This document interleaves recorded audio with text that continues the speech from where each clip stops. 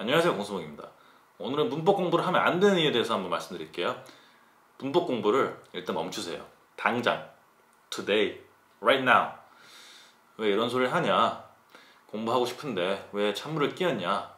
혹시 여러분들 중에서 초등학교를 안 나오신 분이 있다, 혹은 중학교를 졸업 안 하신 분이 있다, 그러면 문법 공부를 하세요. 중학교 졸업 안 하신 분들, 근데 나 영어 공부하고 싶어, 그러면 문법 공부를 하세요. 근데 성문영어라든지 국산 문법책 절대 같은 거 보지 마시고, 절대로 더 듣는 거 봐 흥분해가지고 절대 보지 마시고요. 그래머 뉴스를 보세요. 그래도 제일 좋은 문법책 중에 하나예요. 그러니까 그래머 뉴스를 보시고, 한국말로 뭐 설명해놓고 막 이런 문법책 있잖아요, 보지 마세요. 웬만하면은. 그런 게 왜 안 좋냐면은, 일단 어디서 온 책들이야? 대부분 다 그런 책들이 40년대 50년대 그 전에 일본에서 온 책들이에요. 일본 애들이, 일본 사람들이 영어를 좀 많이 못하거든요. 근데 그 이유 중에 하나가 일단 받침이 없잖아요, 발음에. 그러니까 받침이 없는데 영어도 더 힘든 거죠.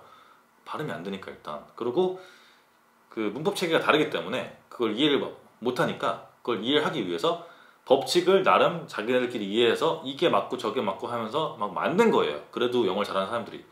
근데 거기에 보면은 1형식, 2형식, 3형식, 4형식, 5형식 뭐 이런 게 있거든요. 근데 5형식 없는 거 아시죠? 4형식도 없고 그런 게 존재하진 않아요.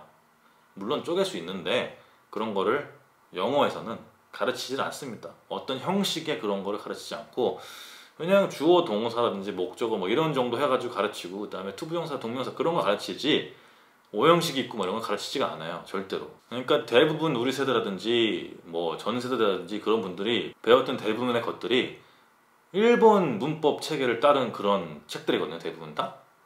그러니까 엉망이에요, 그런 게 자체가. 그러니까 그런 걸 공부하면은 나중에 다 틀리게 되고 이해가 안 되는 지경까지 오고 막 그러거든요.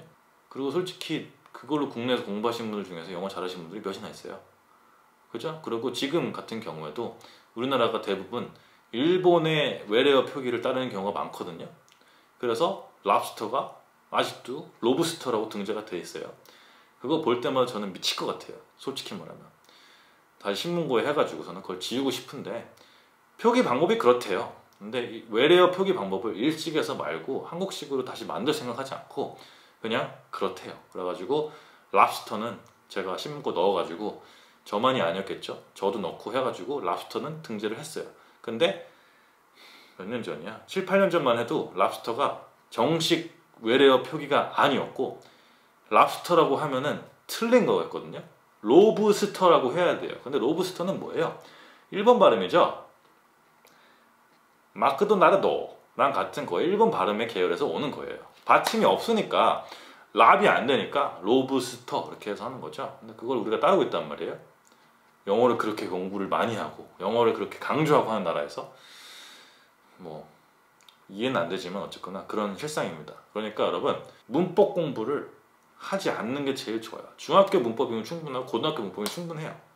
대신에 뭘 하는 게 좋을까요? 그냥 독해 공부를 하세요.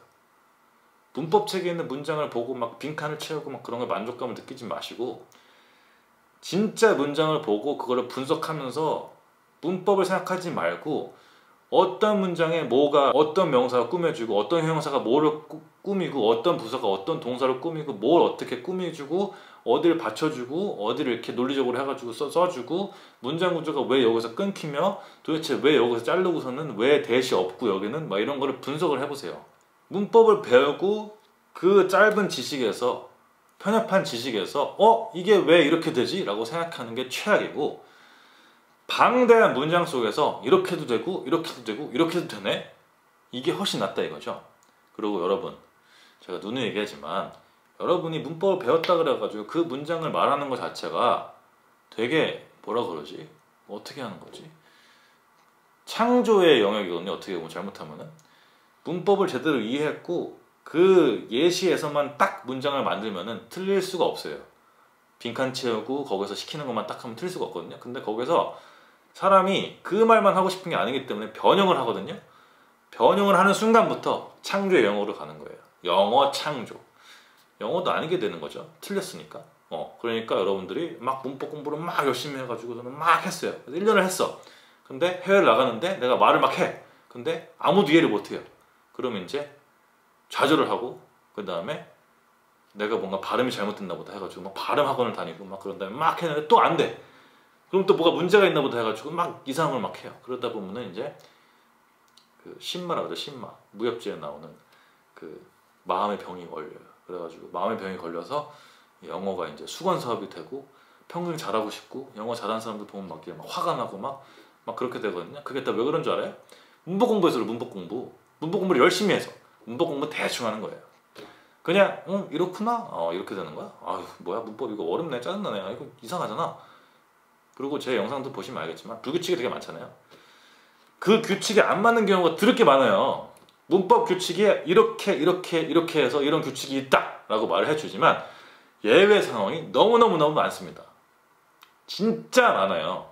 근데 그거를 다 공부를 못하니까 아까 말한 많은 문장 속에서 이렇게 되는 거야? 이렇게 되네? 뭐야 이렇게 해도 돼? 예외 상황을 적어놓고 그 다음에 이렇게 되는 거야? 이렇게 되는구나. 이건 이렇게 되네? 좋아. 이러면서 적어놓고 연습하고 보고 이러면서 영어를 재밌게 공부하시면 되는데 문법을 내가 마스터하면은 내가 영어를 말하는 대로 다 이게 내가 문법이 머릿속에 탑재가 돼 있으니까 문법을 말하는 대로 내가 문장을 뱉는 대로 내가 다 맞을 거야. 절대 그렇게 안 돼요. 알겠죠? I'm a boy는 뭐 될 수도 있어요. 그죠? 근데 I'm a boy 언제 얘기할 거예요? I'm a boy 말할 일이 없잖아요. 그죠? 그러니까 여러분 영어 문법 집착 멈춰! 알겠죠? 그러니까 영어 문법은 적당히 공부하시면 되고 문법은 언제 공부하는 게 좋냐면 뭐가 문장을 봤는데 되게 희한해요. 그래서 찾아봐 한번 문법을. 근데 못 찾겠어. 그럼 포기해요. 넘어가요. 근데 이렇게 해도 됐네? 이러고서 그냥 적어놓고 본 다음에 이렇게 쓰는구나 하고 넘어가요. 그러니까 어떤 걸 보면 좋을까요? CNN, BBC 공신력 있는 뉴스에서 될 걸 보는 게 좋겠죠. 아니면 잡지라든지. 인간은 안 틀릴 테니까 물론 걔는 실수할 수가 있어요. 그죠? 근데 그래도 한국 사람이 쓰거나 영어를 잘 못하는 사람이 쓰는 것보다는 덜 틀리겠죠? 그러니까 완벽한 문장을 배울 수가 있다. 근데 굳이 고통을 받아가면서 문법책을 공부해가지고 영어를 망가뜨릴 필요가 없다. 알겠죠? 문법 공부하는 게 망가뜨린다는 게 아니고 문법에 집착하는 게 망가뜨리는 거예요. 문법에 집착을 하지 말라고. 집착을 과하게 공부를 하지 말라고. 문법을 너무 믿지도 말고.